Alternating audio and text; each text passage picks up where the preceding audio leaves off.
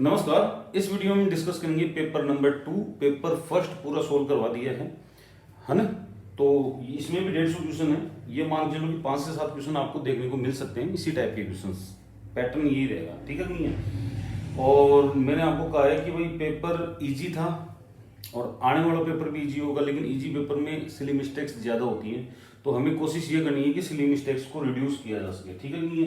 तो ये electronic configuration है किसका, यूरोपियन का। यूरोपियन कितना होता है बेटा, कितना होता है यूरोपियम 63 जेड एटॉमिक नंबर दिया हुआ है। ये दिया हुआ रहेगा, घबराने की जरूरत नहीं है। अगर आप ये सोच रहे हो कि ये नहीं दिया हुआ रहेगा, लेकिन हाँ सीक्वेंस पता होनी चाहिए कि और क्वेश्चंस करने में भी थोड़ी आसानी रहेगी। चेक कीजिए। अब लेंथेनम कितना होता है 57, 58 आ जाएगा, 59 आ जाएगा, 60 आ जाएगा, 61 आ जाएगा, 62 आ जाएगा और देन 63 आ रहा है आपका, ठीक है। तो इसके हिसाब से चलते हैं। लेंथेनम का इलेक्ट्रॉनिक कॉन्फ़िगरेशन होता है ज़ीनोन, ठीक है, 6s2 और 5d1 होता है। ये गलती कर चुका होता है n+l रूल की, और ये अगले वालों को ये कहता है कि भाई आपको गलती नहीं करनी। तो यहां से स्टार्ट हो जाता है आपका 4f2 6s2 और 5d1। मैं लिखूंगा नहीं 5d0, ठीक है नहीं, 1 कहीं कहीं आता है, हर जगह नहीं आता, ठीक है। तो ये कितना हो जाएगा 4f3 और 4f4 4f5 4f6 और 4f7, ठीक है नहीं है। ये देखो इलेक्ट्रॉनिक कॉन्फ़िगरेशन 5d0। अगर इसके बाद का पूछता, जैसे 64 का पूछता, तो 64 में यहाँ पे 1 आ जाता है, हाफ फिल कॉन्फ़िगरेशन, ठीक है नहीं है। तो इसका आंसर जो है सेकंड जाएगा। इस टाइप से आपको क्वेश्चंस करने हैं, ठीक है भाई। नेक्स्ट क्वेश्चन चेक करो फटाफट, जल्दी से जल्दी चेक करेंगे अपन। एक्टिनाइड जो कि +7 ऑक्सीडेशन स्टेट बताएं, तो जब एफ ब्लॉक पढ़ाया था मैंने साफ साफ कहा था कि नेपच्यूनियम और प्लूटोनियम +7 ऑक्सीडेशन स्टेट शो करेंगे। ये हायर ऑक्सीडेशन स्टेट शो करते हैं। सबसे मैक्सिमम जो हायर ऑक्सीडेशन स्टेट होती है वो कौन सी होती है, 7 ही होती है। ये भी बताया था मैग्नेटिक मूवमेंट के लिए अपन कौन सा लेते हैं, लिंडे फैक्टर वाला लेते हैं, जी म्यू जी जे जे जे +1। क्लियर है, इसका थर्ड हो जाएगा आंसर।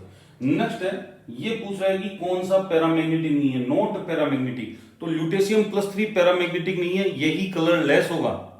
हालांकि कलरलेस सीरियम +3 भी होता है, कलरलेस ल्यूटेशियम +3 भी होता है और यूरोपियम +3 भी होता है, सॉरी गैडोलियम +3 भी होता है, ठीक है नहीं है, कलरलेस होते हैं, ठीक है हाँ।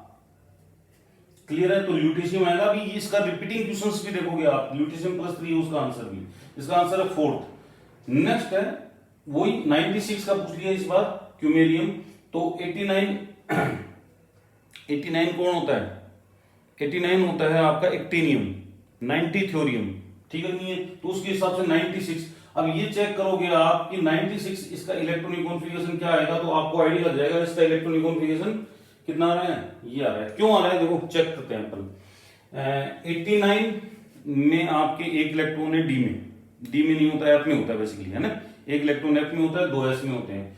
फिर काउंट कर लो आप इलेक्ट्रॉन, 89 के बाद में 89 90 91 92 93 94 95 96 का मतलब 8 इलेक्ट्रॉन आ गई। तो मैं हाफ फिल कॉन्फ़िगरेशन, तो 7 इलेक्ट्रॉन तो किसमें जाएंगे, एक इलेक्ट्रॉन डी में जाएगा और 7s2 रहेगा। तो इसका फिफ्थ का जो आंसर रहेगा वो फर्स्ट रहेगा, ठीक है भाई। इस प्रकार से member of lanthanide series +4 oxidation state show करता है। ये बताया था, 2 नीचे 2 ऊपर, याद करो सीरियम, इसका सीरियम आंसर है। ये देखो रिपीट हो गया ना क्वेश्चन, ये विच of the following ion is colourless, तो इसका आंसर भी ल्यूटेशियम +3 ही आएगा, ल्यूटेशियम +3, ठीक है।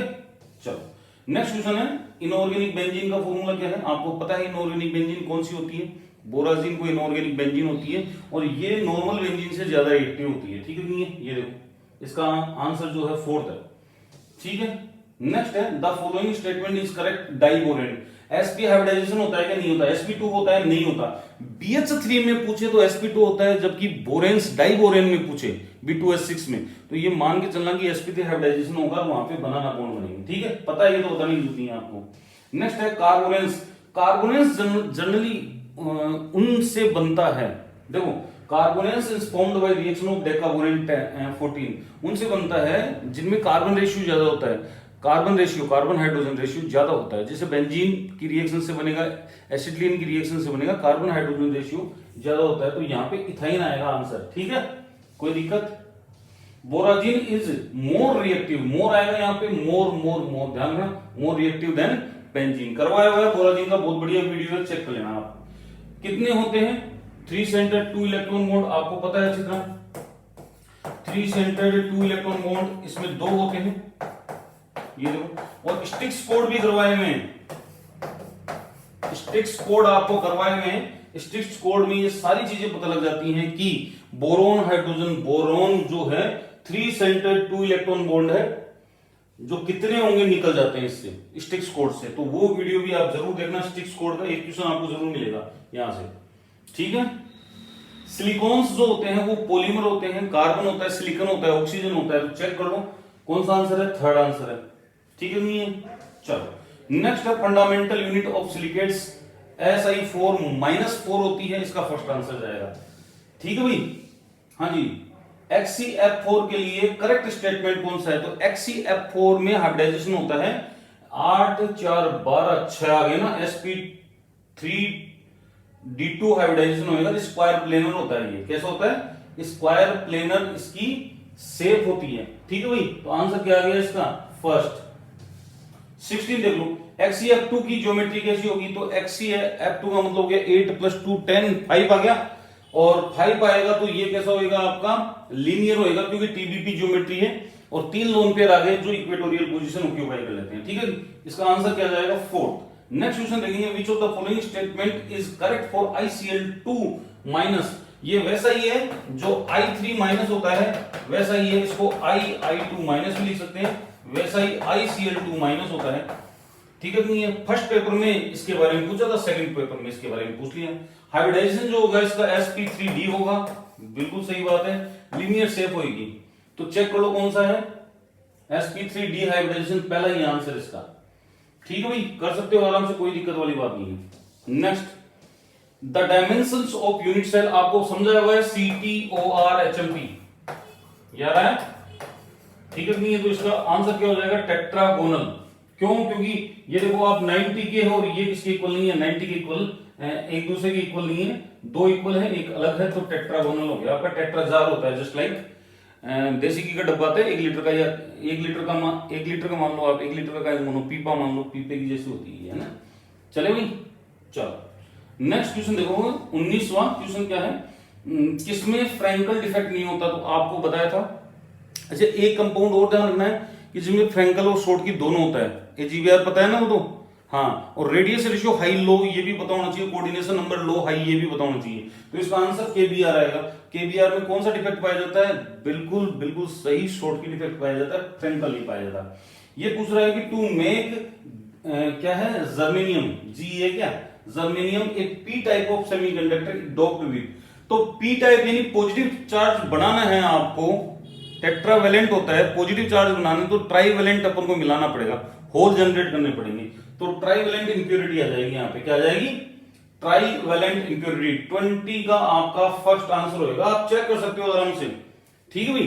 देखो आगे, विच of the crystal defect decreases density of substance, तो डेंसिटी शॉर्ट की डिफेक्ट में, डेंसिटी का इफेक्ट जो आता है वो शॉर्ट की डिफेक्ट में आएगा, क्योंकि फ्रैंकल में तो क्या होता है, आपका जो कैटायन है आउट होता है वहां से और इंटरस्टिशियल साइड ज्वाइन करता है, जबकि शॉर्ट की डिफेक्ट में क्या होता है, कैटायन एनायन दोनों मिसिंग रहते हैं अपनी साइड से, और जब साइड से मिसिंग रहेंगे, साइड से मिसिंग नहीं है, क्रिस्टल से बाहर चले जाते हैं, तो आपका वॉल्यूम तो होगा वो, ये मास आपका डिक्रीज हो गया, तो डेंसिटी आपकी क्या होगी, डिक्रीज होगी। तो इसका आंसर क्या जाएगा, शॉर्ट की डिफेक्ट जाएगा।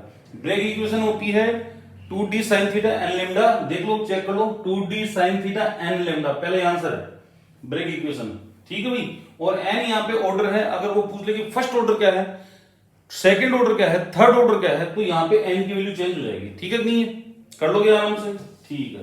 नेक्स्ट है total number of Bravais lattice, Bravais lattice 14 होते हैं, क्रिस्टल सिस्टम 7 होते हैं, और 230 जो होते हैं वो स्पेस लेटिस होते हैं।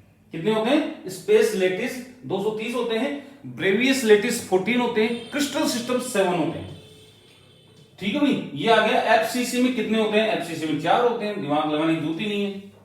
The reagent which has used distinguish between starch and cellulose, तो स्टार्च और सेल्यूलोज में आयोडीन सॉल्यूशन अपन यूज में लेते हैं, ये करवाया हुआ है आपको नेचुरल प्रोडक्ट में। स्टार्च और सेल्यूलोज में डिफरेंशिएट करने के लिए हम कौन सा सॉल्यूशन यूज में लेते हैं, आयोडीन सॉल्यूशन में। कलर आता है इनका अलग अलग। Glucose on oxidation with concentrated nitric acid, जब ग्लूकोज की रिएक्शन अपन नाइट्रिक एसिड से करवाते हैं तो ये वाला ग्रुप भी और ये वाला ग्रुप भी एसिड में कन्वर्ट होता है, बाकी के कोई ग्रुप एसिड में कन्वर्ट नहीं होता, बाकी का लगे रहेंगे, ये वाले ग्रुप अपनी जगह लगे रहेंगे, ये वाले ग्रुप अपनी जगह लगे रहेंगे, इसमें कोई चेंजेस नहीं होगा, ठीक है नहीं है। और इस स्ट्रक्चर को सैकरिक एसिड के नाम से जाना जाता है। किस नाम से जाना जाता है, सैकरिक एसिड, ये रहा। और अगर मान लो कि Br2 से रिएक्शन करवा दी जाए, Br2 से, वो भी ऑक्सीडाइजिंग एजेंट होता है, तो ये वाला ऊपर वाला ऑक्सीडाइज होता है, केवल एल्डिहाइड वाला किसमें जाएगा आपका, तो उसको अपन बोलते हैं ग्लूकोनिक एसिड, क्या बोलते हैं। और HNO3 से करवाएंगे तो दोनों ग्रुप क्या होंगे, ऑक्सीडाइज होंगे, और आपका एल्डिहाइड ग्रुप भी होगा, 1 डिग्री अल्कोहल भी होगा, तो वो क्या कहलाएगा, सैकरिक एसिड, याद रखना ये। अब देखो इधर ये क्वेश्चन है, इन्वर्ट शुगर, वैसे अपन मानते हैं कि इन्वर्ट शुगर सुक्रोज होती है, और मिक्सचर ऑफ ग्लूकोज और फ्रक्टोज भी क्या होती है, आपकी इन्वर्ट शुगर होती है, तो इसका आंसर दोनों जाएंगे। और आरपीएससी ने इस क्वेश्चन को डिलीट किया है 27 को, ठीक है भाई, कोई दिक्कत। नेक्स्ट है थायमीन बेस कौन सा है, तो थायमीन को अपन मिथाइल यूरेसिल भी बोलते हैं, ठीक है नहीं है। NH2 ग्रुप आता नहीं है और मिथाइल इसमें है नहीं, चेक करो देंगे, ये आंसर थर्ड जाएगा इसका। NH2 ग्रुप होता नहीं है, कीटो होते हैं दोनों तरफ, पर एक मिथाइल होता है, वो क्या कहलाएगा आपका, थायमीन कहलाएगा, ठीक है भाई। नेक्स्ट है, हाँ जी, ग्लोबुलर प्रोटीन, ग्लोबुलर यानी गोलाकार प्रोटीन कौन सी है, तो आपको अच्छी तरह पता है, इंसुलिन जो है वो गोलाकार प्रोटीन की कैटेगरी में आती है, तो insulin is the correct answer.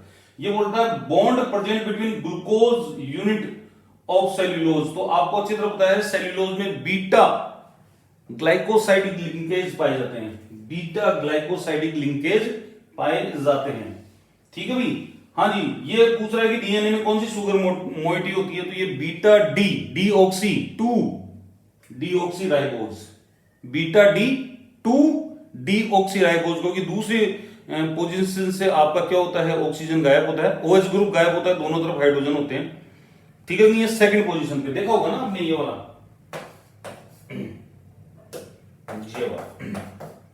यहां से आपका, यहाँ पे CH2OH, यहां से आप मान लो कि ये 1 पोजीशन है, ये सेकंड पोजीशन, तो यहाँ पे दोनों हाइड्रोजन होते हैं, बाकी की चेक कर लेना। तो इसका आंसर आएगा बीटा डी 2 डीऑक्सीराइबोज।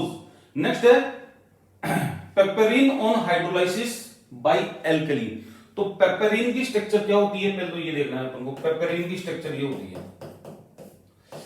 पेपरिन की स्ट्रक्चर ये होती है, ये होती है, ये होती है क्या स्ट्रक्चर, होती होगी ये,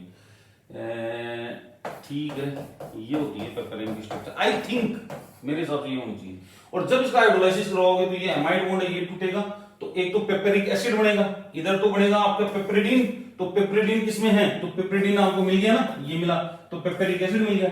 ये बाकी का जो यहाँ पे OH लगने से ग्रुप बनेगा, वो कौन सा बनेगा, पेपरिक एसिड बनेगा, क्या बनेगा, पेपरिक एसिड, ठीक है भाई। चलो next question, nicotine on oxidation with chromic acid, तो निकोटीन की स्ट्रक्चर पता ही है, ये एनिलीन होती है, एनिलीन की इस पोजीशन पे आपका क्या होता है, ये, तो ये क्या है आपका निकोटीन, और निकोटीन के ऑक्सीडेशन से क्या बनता है, निकोटिनिक एसिड, क्या बनता है, nicotinic acid, very very important, nicotinic acid. ये क्वेश्चन रिपीट हो सकता है, कोई बड़ी बात नहीं है, ठीक है, अच्छा क्वेश्चन है। चले नेक्स्ट क्वेश्चन देखो, कोलेस्ट्रॉल, कोलेस्ट्रॉल के ऑक्सीडेशन से क्या बनता है, कोलेस्ट्रॉल आपको पता है 2 डिग्री अल्कोहल है, आप उसका ऑक्सीडेशन करवाओगे तो कोलेस्टेनोन बनेगा, क्या बनेगा, कोलेस्टिनोन, कोलेस्टिनोन, इसका सेकंड आंसर जाएगा, ठीक है। When acetoacetic ester react with phenyl hydrogen it will form, ये बहुत ही प्यारी रिएक्शन है, बहुत ही शानदार रिएक्शन है। अब देखो इधर क्या पूछ रहा है, फिनाइल हाइड्रोजन, तो ये फिनाइल हाइड्रोजन अपन मान लेते हैं कि ये फिनाइल हाइड्रोजन है,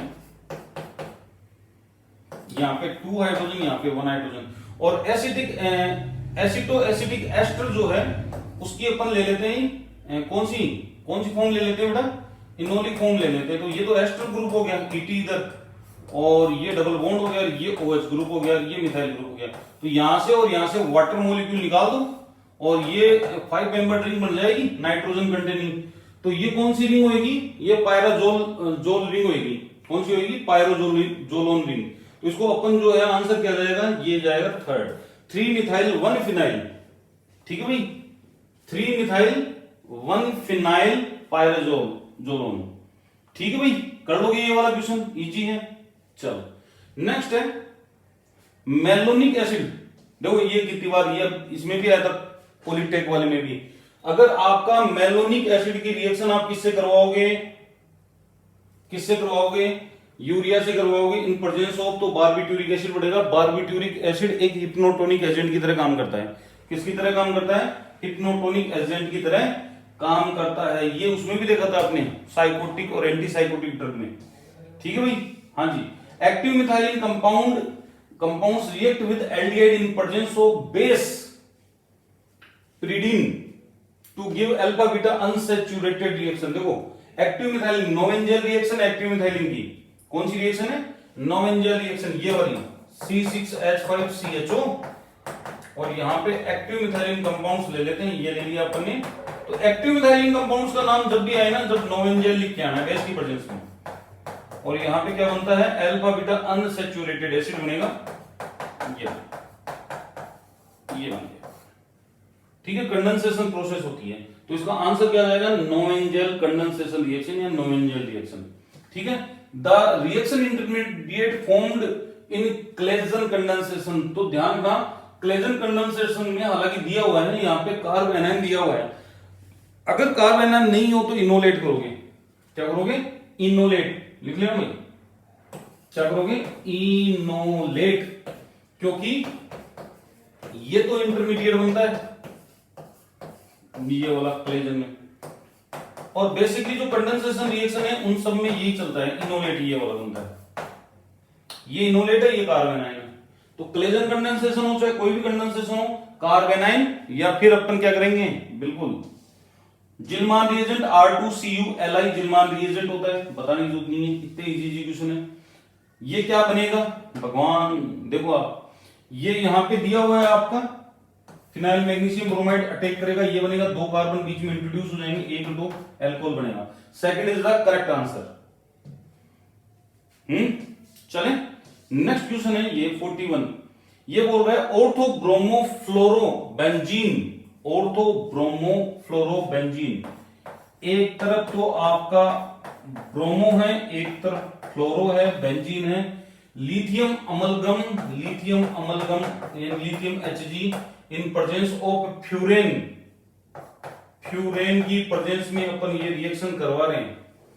ठीक है, नहीं है, टू फॉर्म 1,4 इपोक्सी।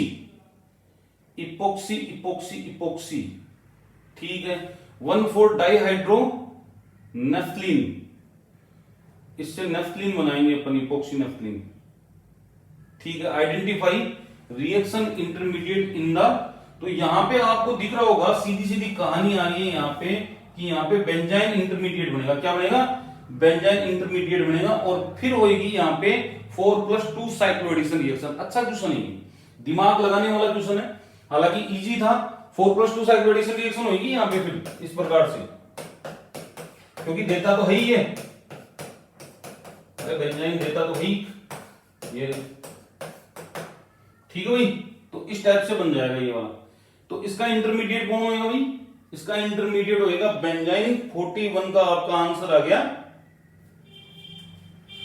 41 का आंसर क्या है भाई?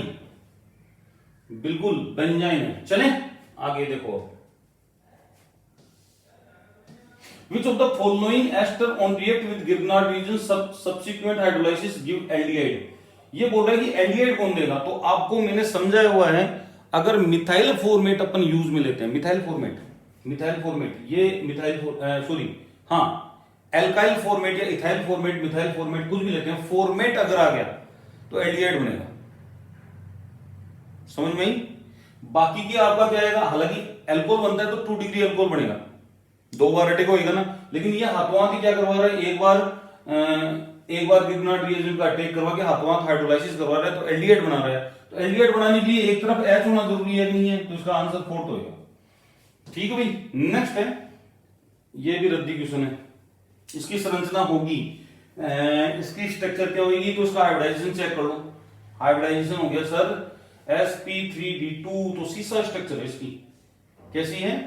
सीसा स्ट्रक्चर। संरचना पूछ रहा है, संरचना पूछेगा तो इसकी तो संरचना ऐसी तो होती है स्ट्रक्चर इसकी।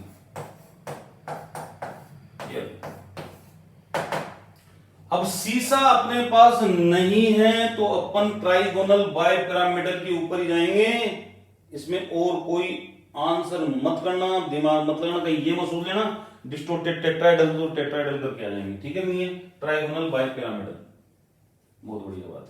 नेक्स्ट है, cement ceramic glass industry are based on chemistry of silicates.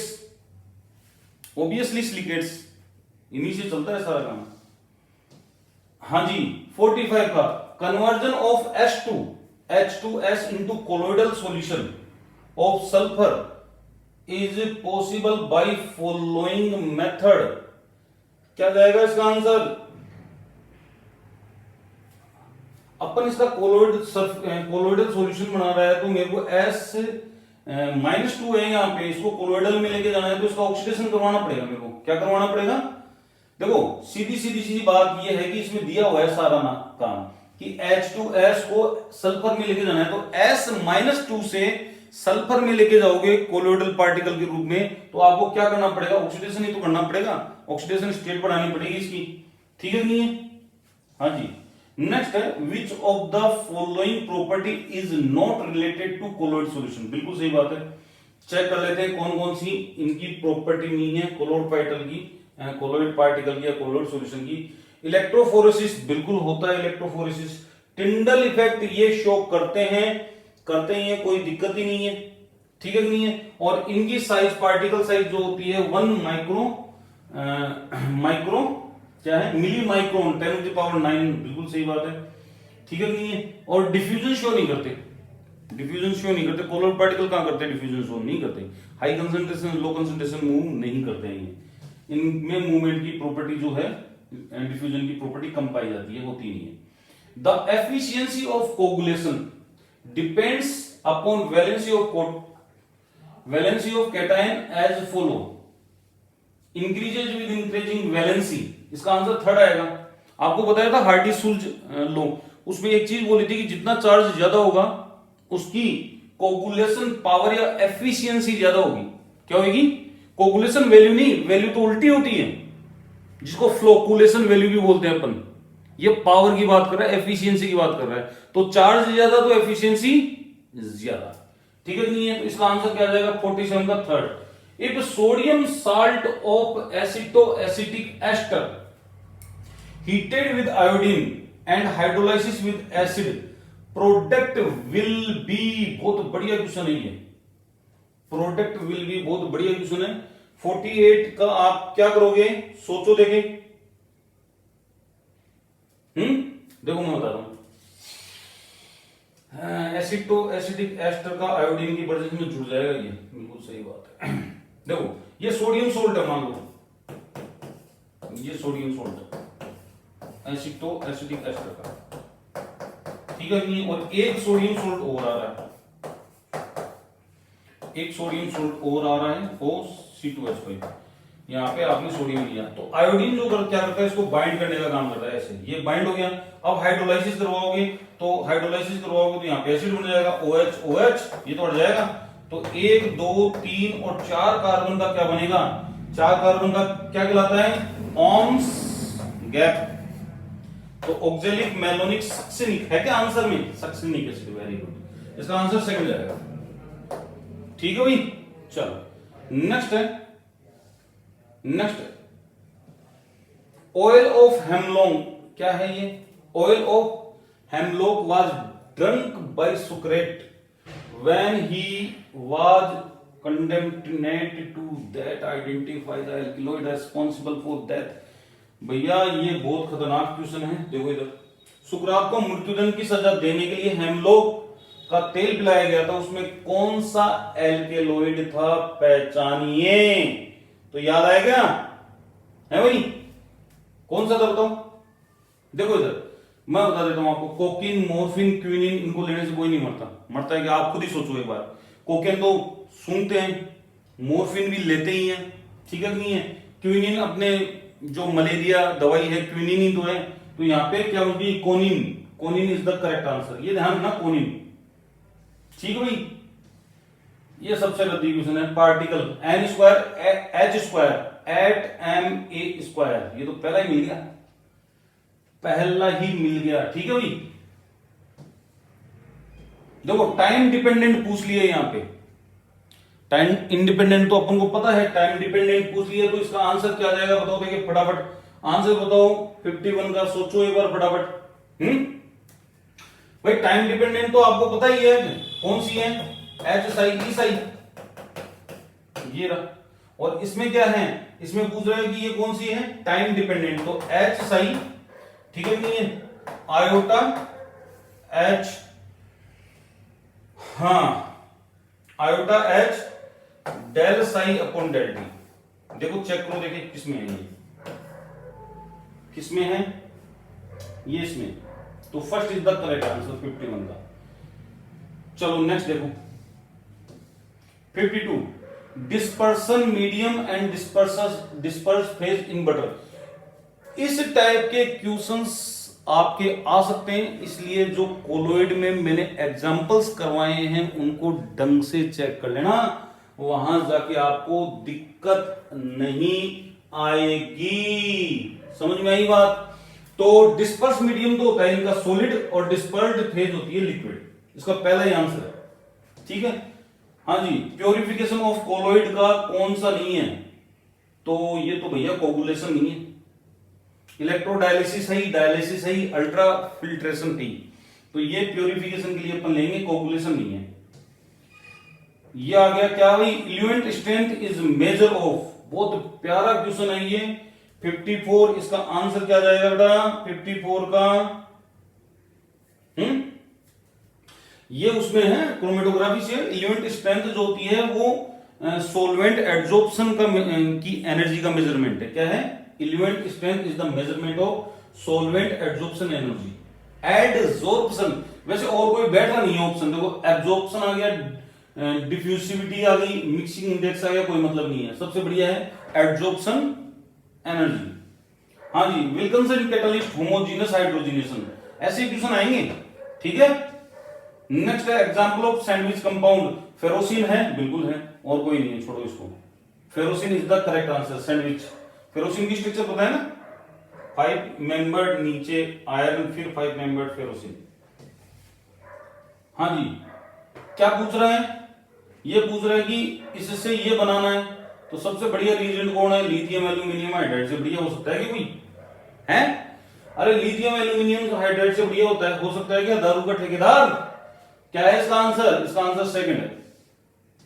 कौन सी रिएक्शन है, पैटर्नोगुच्ची, देख लो आराम से, पैटर्न ऑक्सीडेन बन रहा है ना, पैटर्नोगुच्ची रिएक्शन।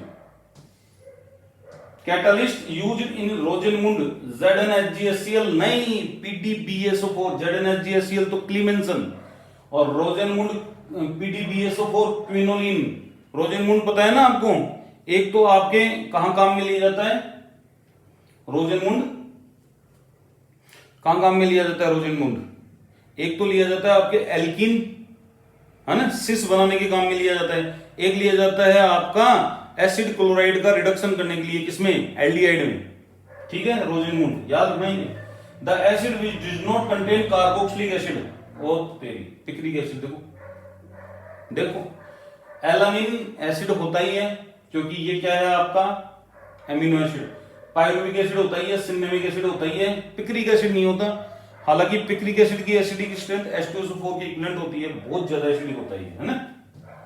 61 क्या पूछना चाह रहे हैं, incorrect statement with regarding to differential thermal analysis. 61 बहुत प्यारा क्वेश्चन है ये, आराम से पढ़ना है आपको, चेक करो देखिए एक बार। हाँ जी, इनकरेक्ट स्टेटमेंट पूछ रहा है डीटीए, मैंने करवाया हुआ है डीटीए, है ना। पहला, the temperature of sample is compared with that of inert reference material, बिल्कुल सही बात है, कंपेयर तो करेंगे ही, अपन करते ही हैं। Temperature remain same until thermal event occur, बिल्कुल सही बात है, जब तक कोई एक्सोथर्मिक एंडोथर्मिक प्रोसेस नहीं होती है तब तक टेम्परेचर सैंपल का और आपके जो किसका रेफरेंस का, उनका टेम्परेचर सेम रहता है। In case of external event being exothermic the temperature of reference exceed then that of sample, ये गलत है, ये गलत है, ये ध्यान रखना, ये गलत है। कौन सा? Third, in case of external event, अगर कोई एक्सटर्नल इवेंट होता है एक्सोथर्मिक, मान लो being exothermic, the temperature of reference, नहीं भैया, रेफरेंस का एक्सीड क्यों करेगा, रेफरेंस का क्यों एक्सीड करेगा, वो तो सैंपल का एक्सीड करेगा, रेफरेंस का करवा रहा है, तो ये क्या कर रहा है, आपका इनकरेक्ट स्टेटमेंट पूछ रहा है, तो ये आपका third is the incorrect statement. The plot of delta T versus thermogram, बिल्कुल सही बात है।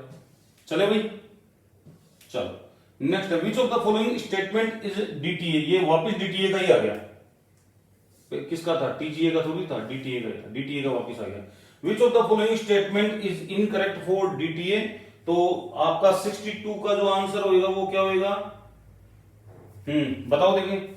It is not used as fingerprinting, बिल्कुल लिया जाता है, क्यों नहीं लिया जाएगा, डीटीए को तो बताया था मैंने कि फिंगरप्रिंटिंग की तरह काम में अपन लेते हैं, क्योंकि अपने आप में ये यूनिक टेक्नोलॉजी है। तो पहला स्टेटमेंट ही गलत हो गया क्या, it is used in mineral research, सही है। It is used in food industry, pharmaceutical में भी लेते हैं, तो इसका फर्स्ट आंसर आपका इनकरेक्ट है, तो आंसर ये हो जाएगा 62। टीजीए एनालिसिस, हाँ ये बहुत प्यारा क्वेश्चन करवाया हुआ है कि टीजीए एनालिसिस में calcium oxalate monohydrate show how many weight loss, कितने वेट लॉस ये शो करेगा। देखिए जवाब दो फटाफट, हैं? अरे एक तो वाटर निकलेगा इसमें से, एक कार्बन डाइऑक्साइड निकलेगी, दो बार ये वेट लॉस शो करेगा। How many weight loss, 2 bar, 2 times, इसका सेकंड आंसर आएगा, ठीक है। Atomic absorption spectroscopy, radiation is absorbed bye, ये भी अच्छा क्वेश्चन 64 का, चेक करो देखिए एक बार, दोबारा पढ़ो क्वेश्चन को। इन atomic absorption spectroscopy radiation is absorbed bye,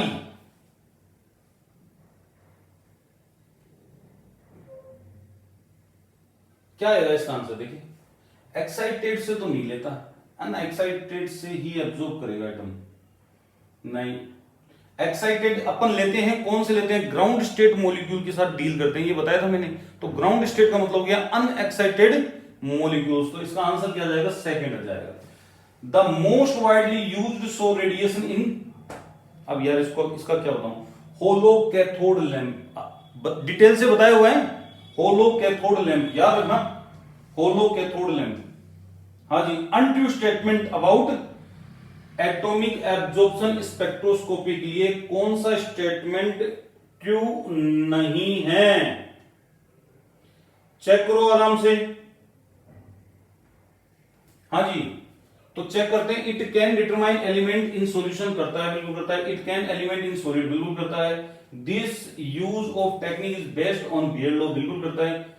अरे यार ये हद तो रखिए, ऊपर एलिमेंट को बोल रहा है, ऐसे क्वेश्चन हर कोई कर सकता है, देख लो आप आरपीएससी की ऑप्शन सेट करने के लिए, हद तो रखिए।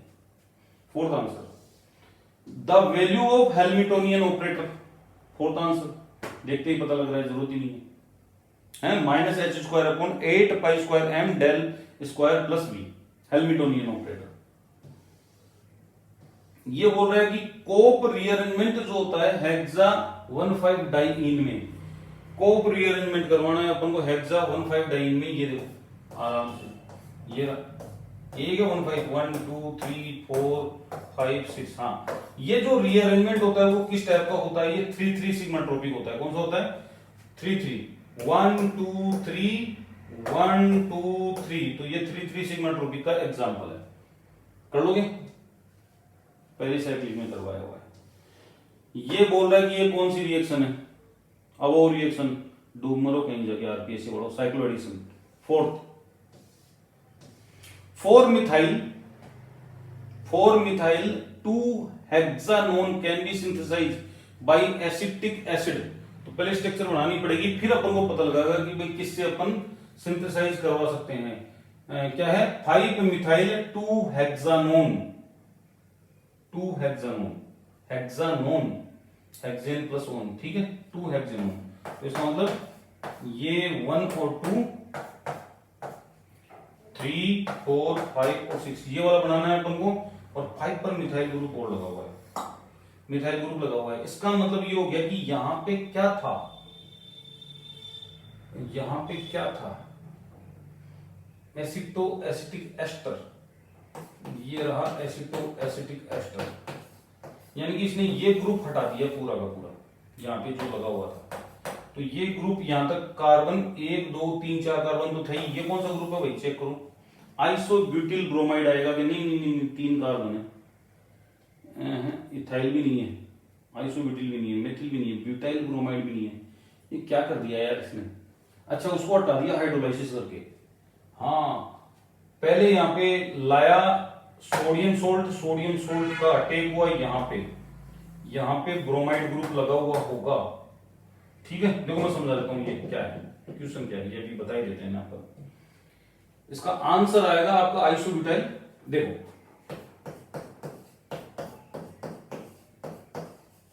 ये वाला, तो सबसे पहले सोडियम सोल्ट बनाया नेगेटिव चार्ज, और उसके बाद हमने रिएक्शन करवा दी इससे, ब्रोमाइड मान लो, क्लोराइड मान लो, इससे करवा दी। ये यहां से अटैक करेगा, ये बाहर, और 1 2 3 ये इस टाइप की स्ट्रक्चर बन जाएगी। ये देखो इस टाइप की बन गई स्ट्रक्चर, और यहाँ पे क्या है, ये वाला OC2H5। अब इसको हाइड्रोलाइसिस करवा के और गर्म कर दो, तो ये पूरा ग्रुप गायब हो जाएगा और बन जाएगा 1 2 3 4 5 6, और ये 5 पर मिथाइल ग्रुप। तो इसका नाम आंसर जो आएगा वो आइसोब्यूटाइल ब्रोमाइड आएगा। क्वेश्चन को सोचकर और मॉडिफाइड कर लेना आप अपने आप। मैं गिरनाट रिएजेंट से करवाने की कोशिश कर रहा था, लेकिन दिमाग से निकल गई थी कि यहाँ पे मोर रिएक्टिव बैठा है। हालांकि अपन प्रोटेक्टिंग ग्रुप यूज में ले सकते थे, क्योंकि सिलेबस में तो है ही अपने, ठीक है, नहीं है, कोई दिक्कत वाली बात नहीं है। The oxidizing agent used in Baeyer विनेगर ऑक्सीडेशन, पर एसिड लेते हैं अपन, ये रहा पर एसिड पहले ऑप्शन में, ठीक है भाई। कॉमन एडजॉर्बेंट और stationary that can be used in, ये सारे ही हैं, ये सारे ही हैं क्रोमेटोग्राफी में अपन काम में लेते हैं। एल्यूमिना लेते हैं, सिलिका जेल लेते हैं, सेल्यूलोज पाउडर लेते हैं, सारे लेते हैं अपन। इम्यूनो एसिड कौन सा है, इमिनो एसिड, वेरी वेरी, मैंने क्या कहा था, अगर आपको नेचुरल प्रोडक्ट में इसके किसके प्रोटीन से रिलेटेड क्वेश्चंस अगर सही करके आने हैं, तो आपको एमिनो एसिड की स्ट्रक्चर का पता होना चाहिए। तो 73 जो है उसका आंसर जो होगा आपका फर्स्ट होगा। पायरोलिन जो है इमिनो एसिड है, पायरोलिन जो प्रोलिन जो है वो एक इमिनो एसिड है, समझ में आई। अरे 5 मेंबर रिंग होती है इसमें, हाँ भूल गए तुम। ऑक्सीडेशन, ये कौन सा ऑक्सीडेशन देखिए बताओ, देखिए फटाफट 74 का काय में कन्वर्ट कर रहा है, जोन्स है, सोरेट है, स्वर्ण है, किन कोरे ऑक्सीडेशन है।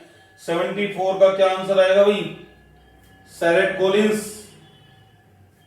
अरे क्रोमिक एसिड या क्रोमिक ऑक्साइड और प्रीडिन दे दिया, और क्या सेरेट ऑक्सीडेशन, सेरेट ऑक्सीडेशन, ठीक है, छोड़ो उसको। नेक्स्ट है 75 का क्या आंसर आएगा भाई, 70 reduction of m toluic acid using lithium aluminium hydride. तो टोलुइक एसिड ले रहे हो, ले लो, क्या दिक्कत हुई, टोलुइन से बना, टोलुइक एसिड बनाने दो, टोलुइक एसिड, लिथियम एल्यूमिनियम हाइड्राइड ले रहे हैं, तो मेटा मिथाइल, हाँ मेटा, ये तो मेटा ही बनेगा, और कोई ऑप्शन ही नहीं है, फिनोल बन ही नहीं सकता, तो बेंजाइलिक एल्कोहल बनेगा, ठीक है। अरे ये तो है भाई, यहां पे COOH मान लो, ठीक है, और यहां पे CH3 मान लो। अब लिथियम एल्यूमिनियम हाइड्राइड ले रहे हो, तो इसका ये तो बनाएगा CH2OH और ये CH2, तो क्या बोलेंगे इसको, इसको क्या बोलेंगे, मेटा मिथाइल बेंजोइल एल्कोहल ही तो बोलेंगे, ठीक है भाई। तो 75 क्वेश्चंस का हमने सॉल्यूशन कर लिया है, पहला पड़ाव आपका कंप्लीट हो गया है। सेकंड पड़ाव जो 76 से 50 तक है वो स्टार्ट करने जा रहे हैं। पर आप ये बताओ कि इन 75 क्वेश्चनों में आपको कितने में दिक्कत आई, ईमानदारी से बताओ आप। एक क्वेश्चन में, ज्यादा से ज्यादा 2 क्वेश्चन में। तो अपन ने तो सेकंड पेपर का टारगेट ही 170 आपका सॉरी 140 आपके आसपास, यानी 10 क्वेश्चन अपन छोड़ने की उसमें रहेंगे, या अपन ये मान के चलो कि 10 क्वेश्चन। अच्छा एक चीज और है, नेगेटिव मत करना, अच्छा छोड़ आना क्वेश्चनों को। 150 क्वेश्चन आप जब करोगे तो आपको एक पर्टिकुलर टाइम डिसाइड करना पड़ेगा। जब मैंने फर्स्ट पेपर किया था तो ईमानदारी से बता रहा हूं, कॉन्फिडेंस लाने के लिए मैंने आधे घंटे तक पूरे पेपर को पहले पढ़ा और उन क्वेश्चनों के मैंने लगा लिए कि इनको पढ़ते ही अपने क्वेश्चन सोल्व हो जाएंगे। पढ़ा है पहले आधे घंटे में पढ़ा है, नेक्स्ट 1 घंटे में उस पूरे पेपर को सोल्व किया है, फिर आधे घंटे में उन क्वेश्चनों को सोल्व किया है जिनमें डाउट्स थे, और साथ में ओमार फिल करी है। समझ में? ओमार सबके लास्ट में फिल करनी है, जब आधा घंटा रह जाए तब ओमार के पीछे लोगोगे आप, जब तक आपको ये सारे काम करने हैं। और ऐसा नहीं देगा ये पेपर कि आपके 150 यानी कि 180 मिनट आपके कम रहे। अच्छा 150 क्वेश्चन आएंगे, 150 मिनट हो गए, एक क्वेश्चन के लिए 1 मिनट काफी है। वो सब कैसे भी क्वेश्चन है जो मुश्किल से 10 से 15 सेकंड में भी सोल्व होंगे, तो आपके पास आधा घंटा वो मार्क रहेगा। तो पहले ही सोच के रखो, आरपीएससी वाले भी सोच के चलते हैं कि आधा घंटा वो मार्क के लिए तो चाहिए कम से कम, ठीक है नहीं है? चले भाई, नेक्स्ट जो क्वेश्चन है जीसस सोल्ट पता है, बताने की जरूरत नहीं है। क्या है भाई आंसर देखिए, बताओ जीसस सोल्ट का है। जीसस सोल्ट का क्या आंसर है? पहला है या दूसरा है या तीसरा है या चौथा है? 76 का आराम से करना है। वो सर पहला ही है, बहुत बढ़िया बात। ये क्यों माइनस आता है इसके ऊपर, प्लेटिनम के ऊपर। हाइड्रेटेड तो दे दिया, कोई दिक्कत वाली बात नहीं है ना। चले हाँ जी, alkyne add on hydrogen in presence of Lindlar catalyst है भाई। लिंडलार कैटालिस्ट क्या होता है? लिंडलार कैटालिस्ट PDBSO4 तो होता है रोजेनमुंड, और लिंडलार क्या होता है? PD कैल्शियम कार्बोनेट, ठीक है नहीं है? और ये बनाएगी सिस एल्कीनी बनाएगी, पहला ही आंसर इसका। लिंडलार भी सीसी बनाता है, ध्यान रखना। Reaction of ferrocene with equimolar amount of acetyl chloride give product which क्या है? Give product in which cyclopentadienyl ring undergoes Friedel Crafts acylation. याद रखना 78 का थर्ड आएगा। ये रिएक्शन किस में पूछी गई है? आपके पॉलीटेक में भी आई है, लेकिन पॉलीटेक में जो है डायग्रामेटिक आई थी, इस टाइप की रिएक्शन आई थी। अगर इसकी रिएक्शन आप करवाओगे एसिटिल क्लोराइड से, ये वाली COC, तो एरोमेटिक नेचर का है, इलेक्ट्रोफिलिक सब्स्टिट्यूशन रिएक्शन देगा, तो यहां पे क्या होगा? असाइलेशन होगा। तो ये रिएक्शन क्या कहलाएगी? फ्रीडेलक्राफ्ट असाइलेशन रिएक्शन कहलाती है। और ये बोल रहा है इक्विमोलर मिक्सचर बना रहा है, यानी कि एक इसका तो एक जगह होगा। अगर इक्विमोलर नहीं लेता तो दोनों जगह होता है असाइलेशन। किसका? फेरोसिन का, ठीक है।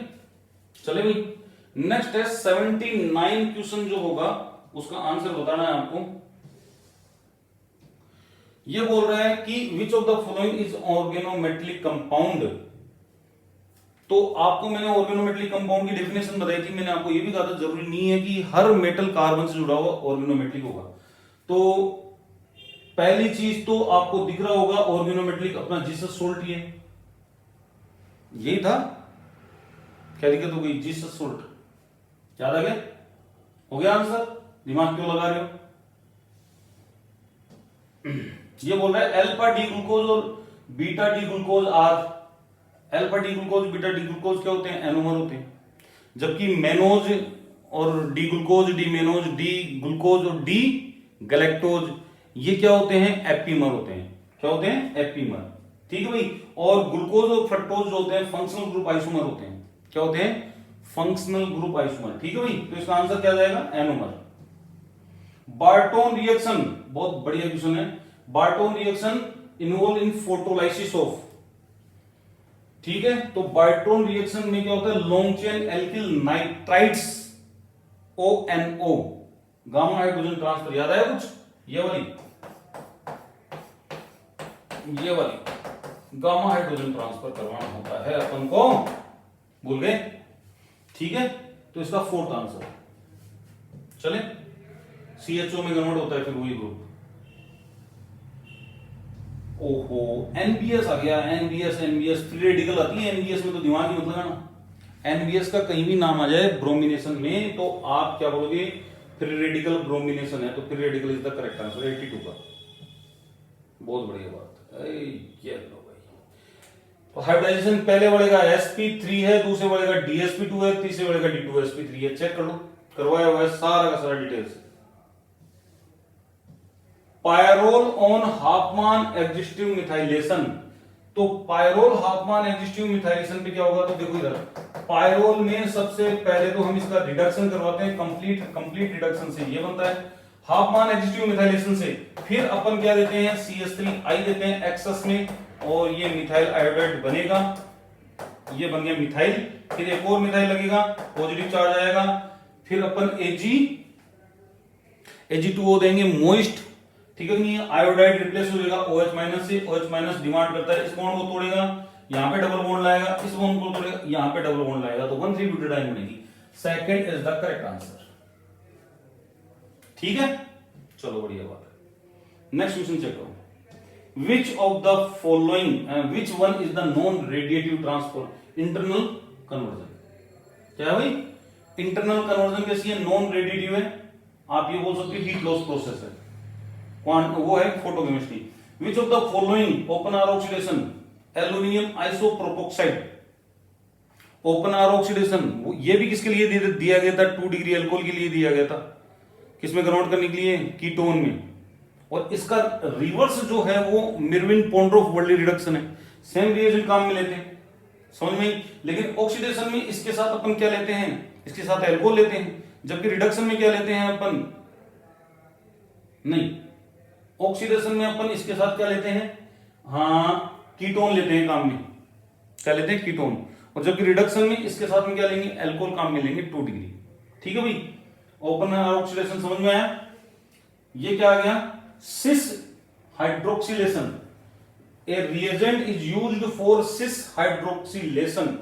यार ये सिस हाइड्रोक्सिलेशन क्या है, हाइड्रोक्सिलेशन ऑस्मियम टेट्राऑक्साइड हो गया इसका। हाइड्रोक्सिलेशन का मतलब तो यही हुआ मेरे हिसाब से कि डबल बॉन्ड पर आपका क्या करेगा, 2 OH ग्रुप जोड़ने एक साइड, 2 OH ग्रुप कौन जोड़ेगा एक साइड, कौन जोड़ेगा भाई, ऑस्मियम टेट्राऑक्साइड। एलडीए की उसकी बात नहीं है, रेने निकलनी है, सेलेनियम डाइऑक्साइड का तो कोई मतलब नहीं है। The reagent suitable for stereo specific reduction of beta ketoester and beta diketone. तो देखिए फटाफट आंसर बता दो इसका, स्टीरियो स्पेसिफिक रिडक्शन, तो इसका मतलब बेकर्स ईस्ट आएगा यहाँ पे, क्योंकि और कोई तो दिख रहा ही नहीं है, क्योंकि ये भी रिड्यूसिंग एजेंट नहीं है, ये स्टीरियो स्पेसिफिक है नहीं। बीटा कीटोएस्टर और बीटा डाइकीटोन, बेकर्स ईस्ट आएगा इसका, 88 का आएगा आपका थर्ड आंसर। ये ध्यान रखना, वेरी वेरी इंपॉर्टेंट, ये रिपीट हो सकता है क्वेश्चन, 88 का थर्ड बेकर ईस्ट। ठीक है, चलो ये बोल रहा है understood diazomethane, understood. How many nodes are present LUMO 135 LUMO, तो 135 में कितने होते हैं, 1 2 3 4 5, ट्राइन है ना, 6 होते हैं। तो ये तो आपके हो गए, ये तो हो गया होमो और ये हो गया ल्यूमो। ल्यूमो क्या हुआ, साई 4 है क्या, ल्यूमो साई 4 है, तो नोड कितनी हो जाएगी, 3 हो जाएगी, क्या हो जाएगी 3। 90 का थर्ड कर लोगे भाई, इजी है क्वेश्चन। हाँ ये वाला क्वेश्चन भी आपका बढ़िया है, 91। ये बोल रहा है कि चिची बेबिन हाइड्रोकार्बन कौन सा है, तो इसको देख लेना आराम से, ये चिची बेबिन हाइड्रोकार्बन सेकंड वाला चिची बेबिन हाइड्रोकार्बन है, बहुत अच्छा क्वेश्चन है ये तुक्का लगा के आया था मैं, मेरा सही हुआ था।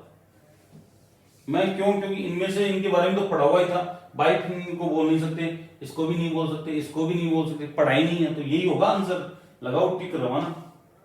ठीक है, the reagent use in polymerisation of isoprene into natural synthetic rubber, तो बताओ देखें फटाफट 92 का आंसर क्या होएगा, हैं?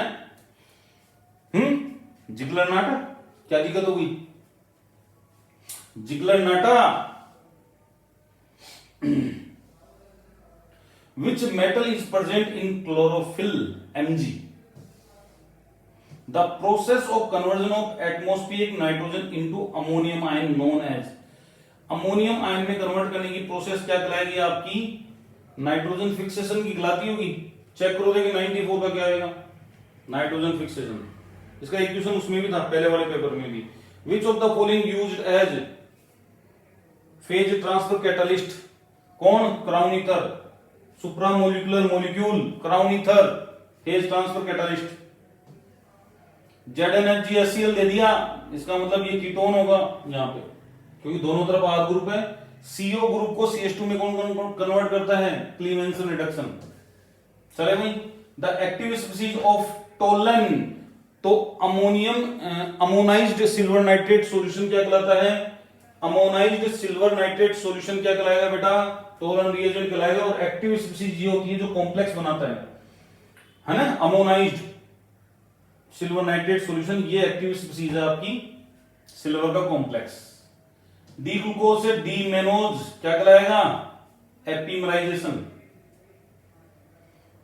डी ग्लूकोज डी मेनोज में क्या रिलेशनशिप बताया था, एपीमर, तो एपीमराइजेशन।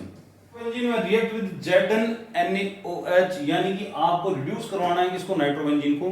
तो एसिडिक मीडियम में एनिलीन बनाता है और न्यूट्रल मीडियम में हाइड्रोक्सिल एमीन टाइप में बनाता है और बेसिक मीडियम में बनाता है हाइड्रोजोबेंजीन। तो हाइड्रोजोबेंजीन आपका ये आंसर हो जाएगा, ठीक है नहीं है, तो second is the correct answer. फिर देखते हैं the role of alum in purification of मल्टीवाटर।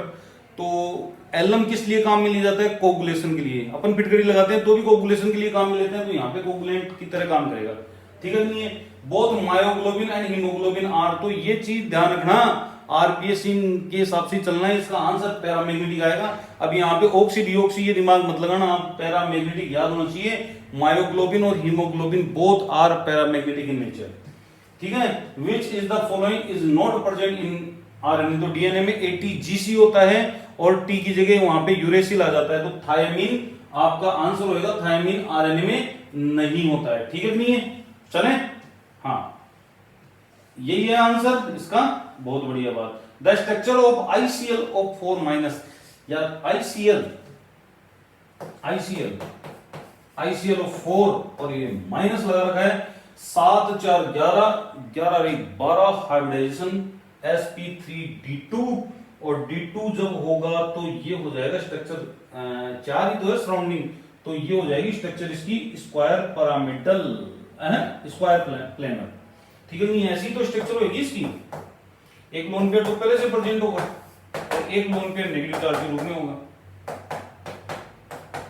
Inter halogen compound का क्वेश्चन नहीं है, ऐसे क्वेश्चन आएंगे, समझ में आई बात, बहुत ही इजी क्वेश्चन आएंगे। चलें नेक्स्ट क्वेश्चन 104 EN, तो बताया था, फॉलो करता है 36 कर दो इसमें। मोलिकुलर पार्टीशन फंक्शंस की यूनिट होती है, डायमेंशंस लेस होती है, बताया हुआ है। मोलिकुलर पार्टीशन की कोई भी यूनिट नहीं होती है। The energy levels of particle quantized होते हैं, बिल्कुल सही बात है, क्वांटाइज्ड होते हैं। 106 का आपका सेकंड आंसर है, क्वांटाइज्ड होगा। मायोग्लोबिन में कौन सा मेटल प्रेजेंट होता है, यार क्यों मजाक कर रहा है ये। मायोग्लोबिन अभी ऊपर तो बात करके आई है, मैगजी आपका क्या होगा, iron. The number of pyrrole nucleus in nuclei in haemoglobin, तो पायरोल न्यूक्लियस जो होते हैं वो 4 होते होंगे हीमोग्लोबिन में भी 4 ही होते होंगे। अमोनिया का C3V,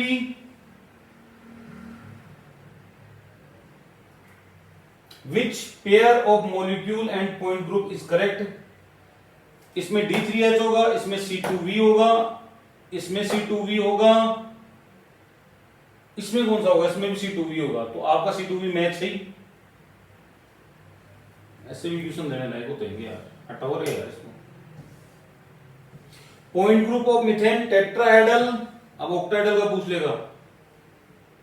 हाँ जी, ये है स्टोक आइंस्टीन इक्वेशन, कौन सी है, स्टोक आइंस्टीन इक्वेशन, इसको याद करके जाना, बहुत इंपॉर्टेंट इक्वेशन है ये। और ये पहली वाली है D = RT/6 पाई मीटा R अवोगाड्रो नंबर n, याद रखना इसको, ठीक है। Stock Einstein equation, हक्कल rule 4n + 2 pi electron, दिमाग खराब कर दिया।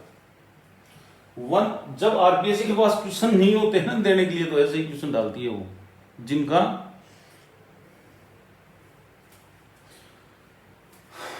क्या बनाएगा 1-3। यहां पे कौन सा रूल काम में ले आप, बताया था ना ब्लाइंक रूल, वो काम में आएगा। 1,6 डाई कार्बोक्सिलिक एसिड अपन काम में ले रहे हैं, कौन सा 1,6, तो ये तो रहा 1। आपको 5 और 6 मेंबर ही बनाना है, क्या बनाना है 5 और 6 मेंबर्ड ही बनाना है, इस रूल के हिसाब से ध्यान रखना। अब ये बताओ कि अगर मैं यहाँ पे एनाइड्राइड बनाता हूं तो 7 मेंबर्ड हो गया ना ये भाई। अगर मान लो कि वाटर मॉलिक्यूल निकाला तो 1 2 3 6 मेंबर, तो ये एक ऑक्सीजन हो रहेगा तो 7 मेंबर्ड हो जाएगा। तो साइक्लिक एनाइड्राइड तो बनेगा नहीं, साइक्लिक कीटोन बनेगा इसमें। क्या बनेगा साइक्लिक कीटोन, याद रखना है इसको, ब्लैंक रूल, साइक्लिक कीटोन 5 और 6। और 5 और 6 में से एक बनाना हो तो आपको पता है 5 मेंबर्ड तेजी से बनती है किसकी कंपैरिजन में 6 मेंबर्ड की, तो 114 का आपका आंसर हो जाएगा first. Cutin, protein on acidic और, ये बहुत प्यारा क्वेश्चन है, जितने भी कार्बोहाइड्रेट होते हैं वो डी कॉन्फ़िगरेशन वाले होते हैं, जबकि जितने भी एमिनो एसिड होते हैं वो एल कॉन्फ़िगरेशन वाले होते हैं। तो प्रोटीन्स जो होते हैं, अगर नेचुरल प्रोटीन है, अगर उनका एसिडिक एंजाइमेटिक हाइड्रोलाइसिस आप करवा रहे हो तो यहां पे डेफिनेट रूप से आपको एल एमिनो एसिड मिलेंगे। कहीं कोई दिक्कत? हाँ जी, अच्छा क्वेश्चन है। ऑप्टिकल आइसोमेरिज्म कौन शो करेगा? तो पहले वाला करेगा नहीं, दूसरा भी नहीं करेगा, तीसरा कर सकता है क्या? कर सकता है, चौथा नहीं करेगा, तीसरा करेगा। मैंने आपको क्या बताया था ऑप्टिकल आइसोमेरिज्म के लिए? दो आइडेंटिकल ग्रुप, दो कोई भी आइडेंटिकल ग्रुप एक दूसरे के ट्रांसफर नहीं होने चाहिए। आइडेंटिकल ग्रुप ट्रांसफर है, ये तो सारे ही हैं। ये आइडेंटिकल ग्रुप देखो NH2 ग्रुप जो है ट्रांसफर है और यहां पे सिस पर है, तो चांस हो सकता है, तो चांस ले लेंगे अपन। That is the correct answer. हाँ जी, which of the following is Persian blue? बहुत प्यारा क्वेश्चन है। पर्शियन ब्लू का आंसर क्या जाएगा? आपको पता है आयरन +3 में होता है बाहर वाला और अंदर वाला +2 में होता है। ये पर्शियन ब्लू की स्ट्रक्चर है आपकी, ठीक है, पर्शियन ब्लू का फॉर्मूला है। नेक्स्ट है, if the ratio of viscosity of polymer solution to that viscosity of solvent, relative कुछ समझ में है, और इंट्रिंसिक पूछ रहे हैं तो करना क्या है अपन को, कंसंट्रेशन 0 मान के कर दो इसको, और ये कितना आएगा नीटा अपॉन नीटा नॉट -1 डिवाइडेड बाई कंसंट्रेशन, और कंसंट्रेशन अपन लिमिट टू 0 मानकर निकाल देते हैं आपकी इंट्रिंसिक। तो कैसे निकलेगा 1.10 - 1 डिवाइडेड बाई 2, ठीक है भाई। तो ये आ जाएगा 0.102 डिवाइडेड बाई 2, इसका आंसर 0.05 के आसपास आ रहा है क्या? बिल्कुल आ रहा है, सेकंड आंसर। कर लोगे न्यूमेरिकल को? इस टाइप के क्वेश्चंस करवाए हुए हैं मेरे पॉलीमर वाले वीडियो में, देख लेना आप जाके, है ना, सारा डिटेल से होता है। नेक्स्ट है, which of the following molecular partition equal to statistical weight electronic partition function? ध्यान रखना, electronic partition function, fourth answer.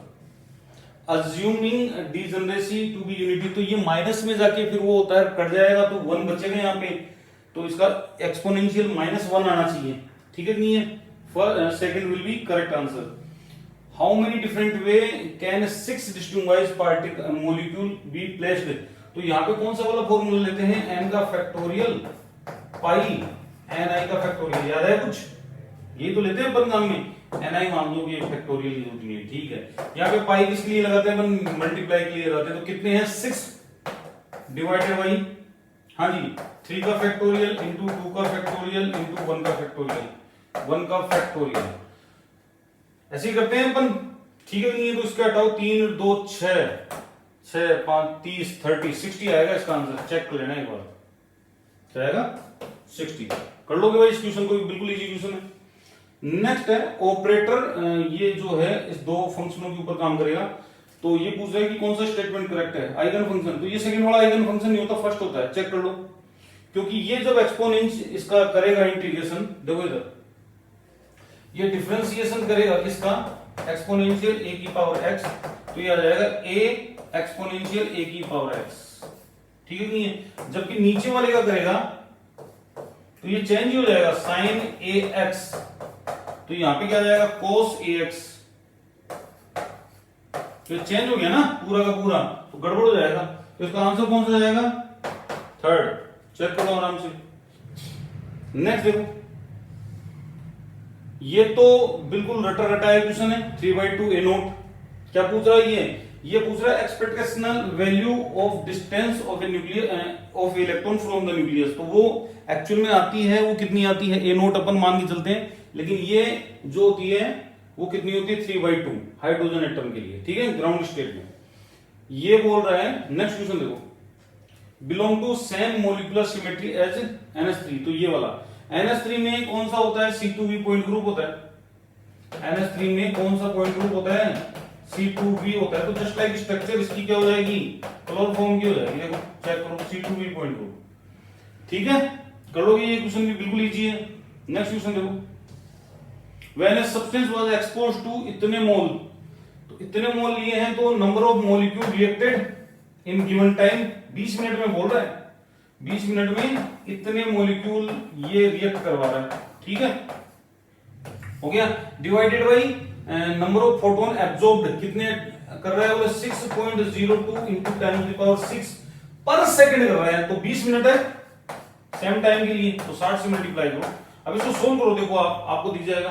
तो ये तो कट गया, हटाओ इसको तो, और इसको इधर दे दो, 600 हो जाएगा। ये 2 से 2 कट गया, 10⁻³ उड़ा दो, यहाँ पे 20 कर दो, ठीक है। तो 6 और 8 12 है, तो ये आ जाएगा 1/6 इंटू 10⁻12 है।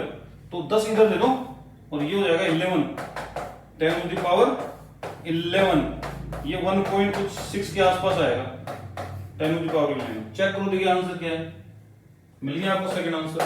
आसानी से करना है क्वेश्चन, हालांकि ये क्वेश्चन होने लायक ही है, पर यहाँ पे एक चीज ध्यान देनी है, यहाँ पे पर सेकंड दिया हुआ है, 20 मिनट के लिए करना है, तो उसको सेकंड में कन्वर्ट कर लो। पहले तो 20 लो मिनट, फिर 60 से मल्टीप्लाई करो, सेकंड में हो जाएगा, ठीक है भाई।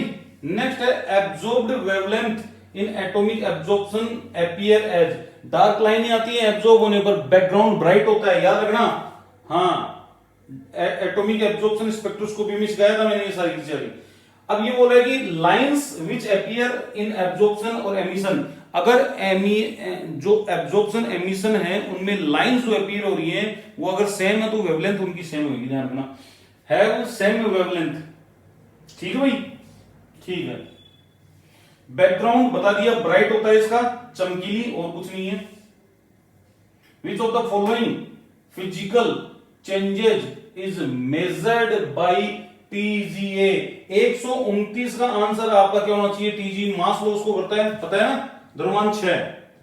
नेक्स्ट है 130, चेक करो आराम से, क्वेश्चन को पढ़ो। With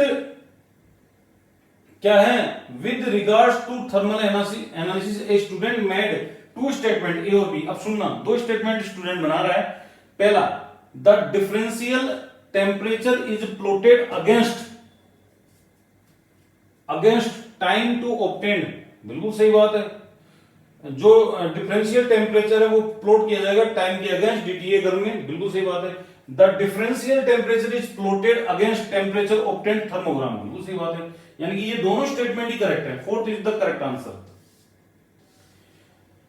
Which of the following technique is based on measurement of temperature difference? Temperature difference अभी ऊपर चर्चा करके आया ये क्वेश्चन में, आपने देखा क्या? ऊपर करके आया है, लेकिन आपको ये पता होना चाहिए टेम्परेचर डिफरेंस अपन किस में चेक करते हैं? DTA में, डिफरेंशियल थर्मल एनालिसिस में, ठीक है। नेक्स्ट 132 का आंसर क्या आएगा? चेक करो, देखिए। Incorrect statement regarding chain growth polymerisation, chain growth polymerisation के रिगार्डिंग कौन सा स्टेटमेंट इनकरेक्ट है? Same single step is repeated throughout reaction proceed, गलत बात है। नहीं, पूर्ण अभिक्रिया प्रक्रम में एक ही पद बारंबार आता है, नहीं, गलत बात है ना। तो ये पहला ही आ जाएगा इसका आंसर, बाकी की पढ़ लो। बाकी की अभिक्रिया लंबे समय तक होने के बाद कुछ एक लक्ष्य बिल्कुल रह जाते हैं शेष, और ये भी ठीक है, ये इनिशिएट की आवश्यकता होती है, ठीक है। इसका पहला आंसर इनकरेक्ट है। ए polymer is made from monomer, तो कौन कौन सा मोनोमर है? चेक करो, देखिए एक बार। टरफेलिक एसिड है क्या? इथाइलिन ग्लाइकोल है क्या?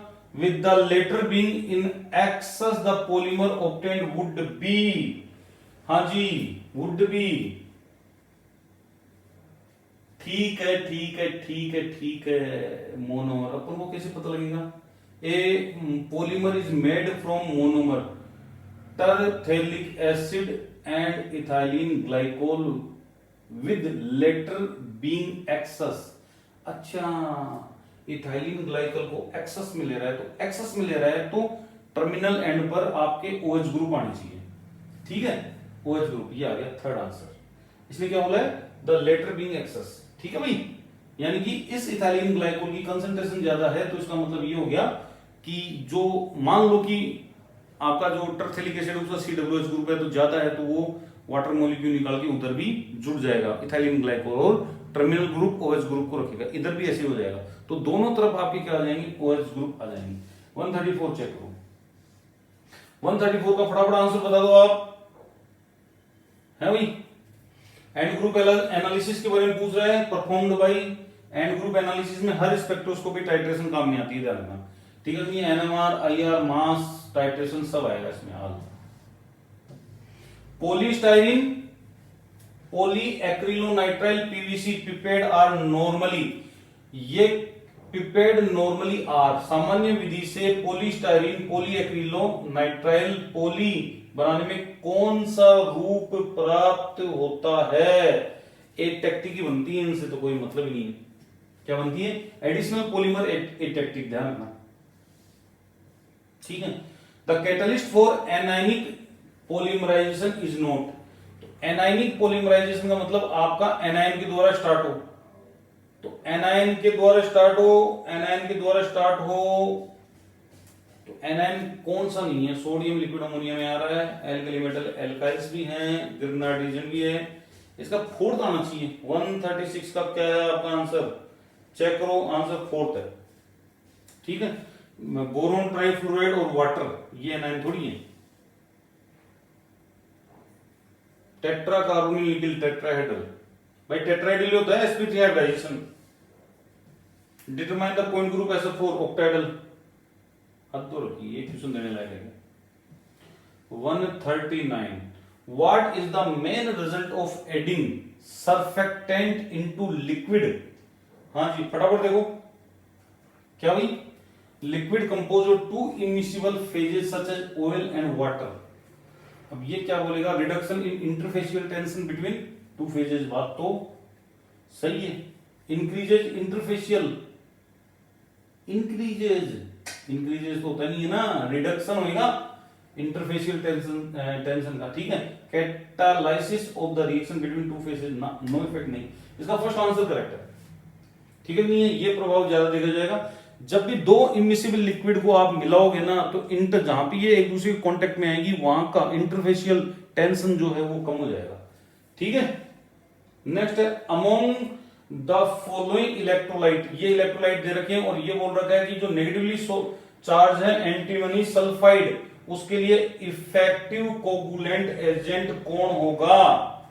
हैं बताया था, जिसमें वैलेंसी ज्यादा होगी, तो वैलेंसी अपन चेक कर लेते हैं पॉजिटिव वाली, क्योंकि नेगेटिव सोल है, ये खुद बोल रहा है, तो इसमें +1 है, इसमें +2 है, इसमें +3 है, इसमें +1 है, तो मेरे हिसाब से थर्ड ही होगा आंसर। ठीक है, बहुत बढ़िया बात। 41, ये भी बढ़िया क्वेश्चन है, रिपीट हो सकता है 41, ध्यान रखना इसका। 41 क्या हो सकता है आपका? रिपीट हो सकता है। ये बोल रहा है among the following surfactant will form micelle in aqueous solution at lower molecular concentration ambient conditions. ये बढ़िया क्वेश्चन है। ठीक है, नहीं है तो इसका थोड़ा सा ध्यान रखना आप। ये जो नाइट्रोजन वाले होते हैं जिनमें ज्यादा क्या होता है, देखो इधर कार्बन चेन ज्यादा होती है, दिख रही है कि आपको 15, 6, 11, 11, तो कौन सा होगा आंसर? पॉजिटिवली चार्ज वाला ये लोअर मोलिकुलर कंसंट्रेशन पर एम्फीडिएंट कंडीशन में भी क्या करता है आपका? मिशेल बनाने में केपेबल होता है। ठीक है, न्यूनतम बनाएगा। ठीक है, मोलर कंसंट्रेशन पर मिशेल बनाएगा, पॉजिटिवली चार्ज, और ज्यादा क्या होनी चाहिए उसमें? सीएमसी पढ़ा था ना। हाँ, तो जो नॉन पोलर एंड होता है उसमें बढ़ता है ना, नॉन पोलर एंड में कार्बन बढ़ता है तो सीएमसी भी बढ़ता है, सीएमसी घटेगा, सॉरी। ठीक है, यानी कम कंसंट्रेशन पर आपका मिशेल बन जाएगा। विच of the following property increases, क्या है ये? अच्छा, कौन सी प्रॉपर्टी है जो अचानक बढ़ जाती है, ये बताया हुआ है। कौन सी प्रॉपर्टी होगी, वो सरफेस टेंशन ही है जो बढ़ जाता है। Which is the following factor causes to increases CMC, CMC को बढ़ाने वाले कौन से फैक्टर होंगे, बताओ देखें।